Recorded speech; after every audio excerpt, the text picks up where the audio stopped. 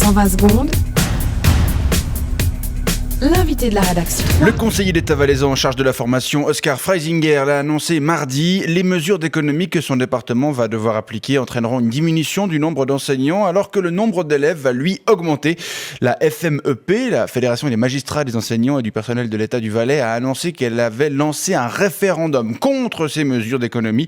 Et on va en parler avec vous ce matin. Tim Farquet, bonjour. Bonjour. Vous êtes membre de la FMEP et enseignant à Saxon dans une classe de 4e primaire. Oui, je tiens à saluer, si vous permettez, mes collègues Suzanne, Laurence, Esther, Aurélie et Isabelle, qui enseignent également en 4e année. Vous avez combien d'élèves dans votre classe ? Alors, j'en ai 18. 17 actuellement, parce qu'il y a Baptiste Aurélien qui a la grille. Ça vous semble être un bon nombre ? C'est quand même beaucoup, 18. C'est quand même beaucoup. Moi, j'applique une méthode d'enseignement qui est centrée totalement sur l'enfant, vous voyez.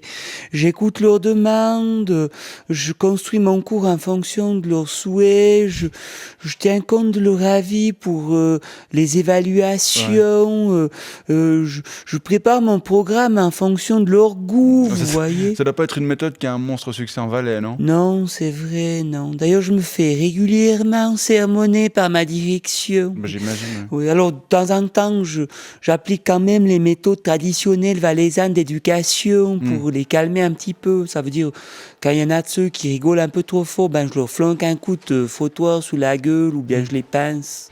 D'où vient cette approche particulière de la pédagogie ?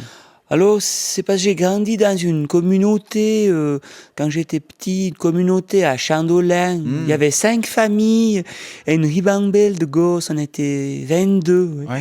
Alors, on passait tous les étés à poil, à boire du lait de chèvre et à gober des œufs crus. C'était la communauté du bonheur. Alors j'imagine que ces mesures d'économie assez drastiques que votre conseiller d'État va devoir appliquer vous inquiètent. On parle de plusieurs dizaines de millions, ce qui va entraîner la suppression d'une centaine d'équivalents plein temps, alors qu'il faudrait une vingtaine de postes en plus pour absorber les 400 enfants supplémentaires de la rentrée prochaine. Oui, et c'est d'ailleurs pour ça qu'avec la FMEP, on a lancé le référendum contre ces mesures d'économie. Vous avez encore un peu moins de 3 mois pour réunir les 3000 signatures requises. Oui, c'est pas facile. En Valais, les gens, ils ont peur que si les économies ne sont pas faites dans l'éducation, elles soient faites dans la sécurité, comme a menacé Oscar Freisinger. Oui, les Valaisans, ils préfèrent avoir la peur que d'avoir des gosses bien éduqués, c'est malheureux. Et alors, si le référendum n'aboutit pas, qu'est-ce que vous allez faire et si vous deviez vous retrouver avec une vingtaine, voire 25 élèves dans votre classe à la rentrée ? Mais je sais pas, moi je sais pas. Moi, je pense que je vais me mettre à mon compte et puis ouvrir une école privée pour appliquer mes préceptes pédagogiques à 100%. Oui, avec une autogestion de la classe, plus aucune punition, une collectivisation des devoirs, un apprentissage du rapport au corps, et puis une recherche de l'harmonie et de la paix intérieure et extérieure, un développement personnel à travers la musique dodécaphonique et la peinture à doigts, des choses comme ceci, toutes simples. Mais bon, je suis pas sûr que j'arriverai à trouver suffisamment de parents qui me confieraient leur enfant pour pouvoir réussir à tourner. Ouais, les Valaisans ont peut-être peur pour leur école, et il y a de quoi, mais de là à confier leur enfant... une personne comme vous...